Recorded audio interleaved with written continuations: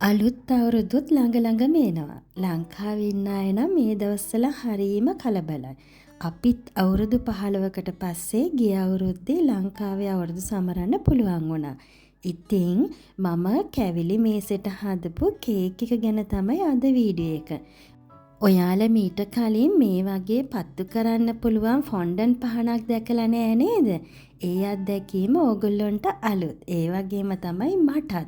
මීට කලින් කවුරුත්ම කරලා නැති පත්තු කරන්න පුළුවන් ෆොන්ඩන් පහනකුත් මම ගිය අවුරුද්දේ අවුරුදු මේසෙට හැදුවා. ඉතින් අද වීඩියෝ එකෙන් මේ ලස්සන ඉරයි පත්තු කරන්න පුළුවන් ෆොන්ඩන් පහනයි හදන්නේ කොහොමද කියලා බලන්න. කලින් එකතු කරපු කැවිලි පම්වට්ටිය කේක් එක, පේන් කරලා හදපු ඉර කේක් එක, ඒ වගේම බුලත් කොලේ කේක් එකත් නිවාඩුවේ බලන්න. අද වීඩියෝ එකත් බලලා ඔක්කොගෙම අදහස් අරගෙන ඔයගොල්ලන්ට කැමති ආස කේක් එක හදලා අවුරුදු මේසේ සරසන්න. මුලින්ම මෙන්න මේ වගේ ෆොන්ඩන් ටිකක් මෙලෙක් කරගෙන ඉන්න ඕන. ඒකට කහපාට ජෙල් කලර් ටිකක් එකතු කරලා වර්ණ ගන්වගෙන හිටියහම ඔයගොල්ලන්ට ලේසි. අපි මේ හදන්නේ ඉර නිර්මාණය කරන්න. ඉරේ දැන් රැස් විහිදිලා තියෙන මේ පෙති ටික තමයි ඔයගොල්ලන්ට නිර්මාණය කරන්නේ කොහොමද කියලා පෙන්වන්නේ. අවුරුදු මේසෙට ඉර හදලා නිර්මාණය කරාට මම ඒක වීඩියෝ කරේ නැහැ. මොකද මට වෙලාව තිබ්බේ නැති නිසා. ඊට පස්සේ මං ඔයාලට පෙන්වන්න ඕන නිසා මේ නැවත කොටසක් වීඩියෝ කරලා තමයි ගේන්නේ. ෆොන්ඩන් කොටසක් අරගෙන තුනී කරලා මෙන්න මේ විදියට හැඩමතු කරගන්න. ඔයාලා වීඩියෝ එක බලාගෙන ඉන්න. එතකොට ඕගොල්ලොන්ට පැහැදිලි අදහසක් කොහොමද නිර්මාණය කරේ කියලා. ඊට පස්සේ මෙන්න මේ විදියට පැලට් නයිෆ් එකක් හරි ටූල් එකක් හරි එහෙම නැත්නම් හැන්දක පුංචි හැන්දක පිටිපස්සේ කොටස අරගෙන හරි මේ විදියට හැඩමතු කරගන්න. මම ඔයාලට කලින් වීඩියෝ වල එකතු කරලා තියෙනවා හරියට ෆොන්ඩන්ට් එක හදාගන්න විදිය, ඒ වගේම බටර් අයිසින් එක, බටර් කේක් එක, චොක්ලට් කේක් එක මේ හැමදේම. නිවාඩු පාඩුවේ ඒ වීඩියෝත් බලන්න.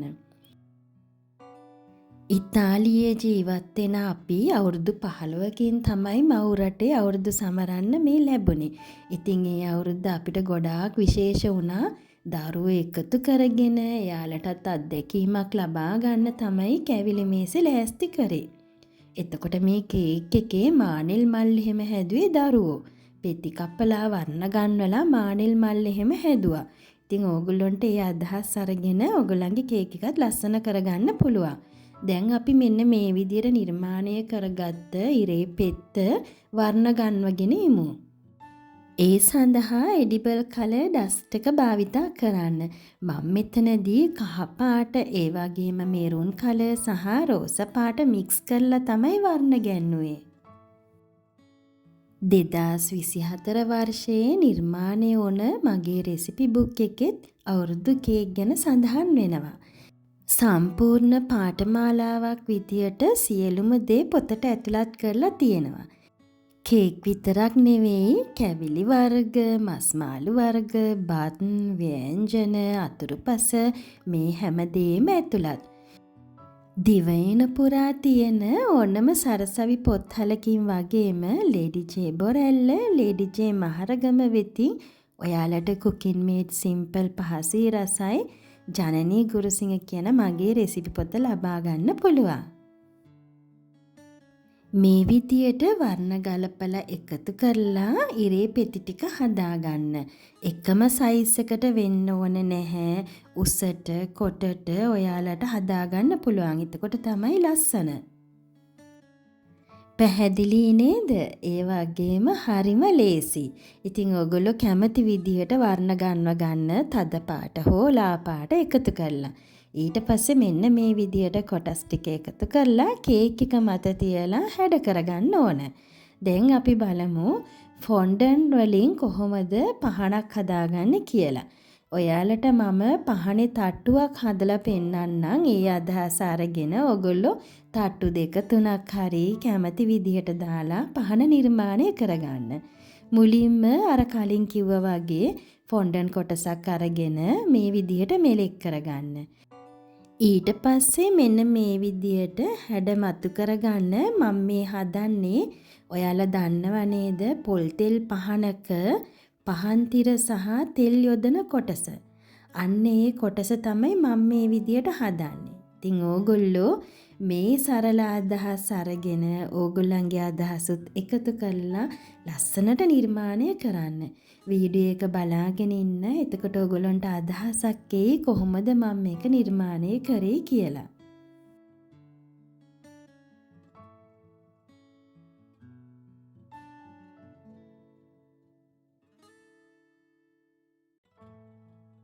ඔයාලට පුළුවන් මේ වගේ ටූල් එකක් උපයෝගී කරගන්න. එහෙමත් නැත්නම් යෝගට් කන පුංචි හැඳි තියෙනවනේ.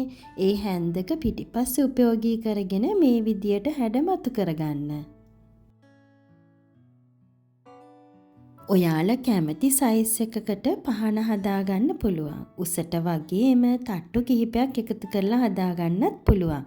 දැන් මේ විදියට හදාගත්ත පහන කොටසේ මැදත් අපි නිර්මාණය කරගෙන යමු. මැදත් මේ විදියට හැඩ කරලා ඊට පස්සේ පත්තු කරන්න පුළුවන් විදියට හදාගන්නේ කොහොමද කියලා බලමු. ඔයාලට පුළුවන් තනි පහනක් ලෙසත් නිර්මාණය කරන්න. එහෙම නැත්නම් මේ වගේ කිහිපයක් එකතු කරලා උසට නිර්මාණය කරන්නත් පුළුවන්. දැන් හරි. දැන් අපි බලමු කොහොමද ෆොන්ඩන්ට් පහන පත්තු කරන්න පුළුවන් විදියට නිර්මාණය කරගන්නේ කියලා. මීට කලින් මම ලොකු ඉටිපන්දම් කේක් එකක් හැදුවා පත්තු කරන්න පුළුවන් විදියට. ඔයාලා මේ වීඩියෝ එක දකින්නත් ඇති. දැක්කේ නැති කෙනෙක් වෙතොත් මේ වීඩියෝ එකත් බලන්න. මෙන්න මේ විදියට චූටි ඉටිපන්දම් ටිකක් අරගෙන ඔයාලට අවශ්‍ය ප්‍රමාණයට කපා ගන්න. දැන් මම මෙතනදී පොඩි කොටස් තමයි කපා ගත්තේ. ඕගොල්ලන්ට පුළුවන් ඉටි ටික අයින් කරලා පත්තු කරන කොටස විතරක් කපලා අරගන්න. ඊට පස්සේ ටූත් පික් එකකින් හරි ටූල් එකකින් හරි මේ විදියට සිදුරක් මතු කරලා ඒ තුලට ඉටිපන්දමේ පත්තු කරන්න පුළුවන් කොටස ඇතුල් කරන්න. ඉටි සමගින් නෙවෙයි පත්තු කරන්න පුළුවන් ඉටිපන්දම් වල තියෙන නූල් කොටස තමයි ඇතුළත් කරන්න ඕන.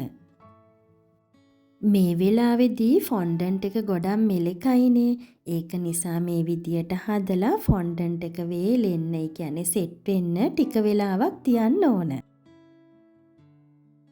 පහනේ හැඩමතු කරගන්නත් එක්ක ඕගොල්ලෝ බොකුටු හැන්දක් අරගෙන මේ ෆොන්ඩන්ට් පහන වේලෙන්න තියන්න. අද වීඩියෝ එකත් ඔයාලට ප්‍රයෝජනවත් වුණා කියලා හිතනවා. බොහොම සරලව පුංචි අදහසක් ඔයාලට අරගෙන ආවේ ඔයගලන්ගේ අවුරුදු මේසේ ලස්සන කරගන්න. සනීප නැතුව ඉඳලත් වොයිස් කරලා වීඩියෝ එක අරගෙන ආවේ අවුරුද්දක් ගෙවිලත් මට වීඩියෝ එක එකතු කරගන්න බැරි වෙච්ච හින්දා. මේ අදහස් අරගෙන ඔයගලන්ගේ අදහසුත් එකතු කරලා මෙදා සැරේ අවුරුදු මේසේ ලස්සන කේක් එකක් නිර්මාණය කරන්න. ඉතින් එහෙනම් තවත් අලුත් වීඩියෝ එකක් අරගෙන ඔයාලා බලන්න එන්නම්. ඔයාලා හැමෝම පරිස්සමින් සතුටින් ඉන්න. වීඩියෝ එක හොඳයි නම් යාළුවොත් එක්ක බෙදා ගන්න. ඔයාලගේ අදහසුත් මට ලියන්න. හැමෝටම සුබ දවසක් සුබ අලුත් අවුරුද්දක් කියලා ප්‍රාර්ථනා කරනවා.